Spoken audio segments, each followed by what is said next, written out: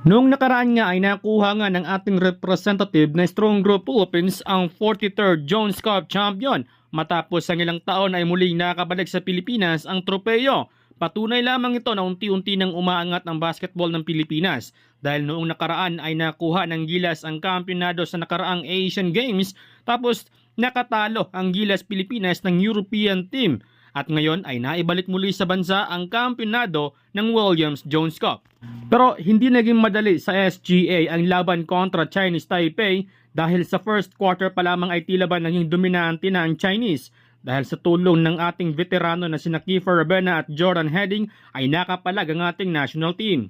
Well, sa kabila ng pagiging kampyonado ng SGA ay inulan ng pambabatikos ang SGA import na si Chris Macolo. Napansin kasi ng mga fans na tila ba binenta ni Chris ang laro. Napansin umano nila ang pagiging matamlay nito sa laban. Marami kasi mga pilit na tira si Simak at nauwi pa sa sayang na puntos. May pagkakataon na sablay pa ang dalawang free throw nito. Sa stats ni Simak ay 4 out of 13 lang ito mula sa field. Mas nagduda pa ang mga fans matapos kumpirmahin ni Simak na inoferan nga siya noon ng Taiwan na maging naturalized player nila. Well, hindi mapigilan magsalita ni Simak sa mga pambabato sa kanya. Ayon kay Macolo na lagi naman daw niyang nirepresenta ang bansa kung saan ito lumalaro. Dagdag pa nito na katawa-tawa mano ang pag-aakusa sa kanya dahil lang sa hindi maganda ang kanyang performance. Nangyari naman daw ang ganitong laro. Sa tingin ninyo mga idol, bintang nga ba ang laro ni Simak?